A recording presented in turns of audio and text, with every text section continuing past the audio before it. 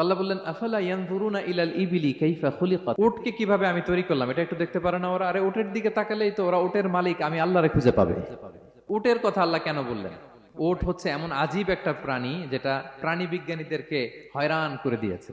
আল্লাহু আকবার, আপনি অবাক হবেন উটের যে ফিচার আল্লাহ তাআলা দিয়েছেন। প্রাপ্তবয়স্ক একটা উট একসাথে 200 লিটার পানি খেয়ে ফেলতে পারে, এবং ওটের পেটের ভিতরে একটা স্পেশাল ওয়াটার চেম্বার আছে, ওই চেম্বারে রেখে দেয়, যখন লাগবে ওইখান থেকে নিয়ে নিয়ে বেঁচে থাকে। 1 মাস না খেয়ে বেঁচে থাকে কি করে? ওটের পিঠে দেখবেন একটা কুজ আছে, এই পুরো কুজটা হচ্ছে চর্বির আধার। ওটের যখন খাবার থাকে না মরুভূমিতে, মাসের পর মাস যখন চলে, ওই চর্বি থেকে এনার্জি নিয়ে সে মরুভূমিতে চলে, সে না খেয়েও বাঁচতে পারে। আমাদের চোখের মধ্যে যেমনি একটা পাপড়ি, এরকম এক পাপড়ি দিয়ে উটকে আল্লাহ বানায় নাই, ডবল লেয়ারের পাপড়ি দিয়েছে। কারণ মরুভূমির মধ্যে চলতে পথে লু হাওয়া থাকবে, মরুভূমির সাইমুম, বালুর ঝড়, এই ঝড় মোকাবেলার জন্য, লু হাওয়া মোকাবেলার জন্য ডবল লেয়ারের চোখের পর্দা। একটা পর্দা ফেলে রাখে আর একটা খুলে সে হাঁটতে থাকে, তার কিছুই হয় না। সুবহানাল্লাহ।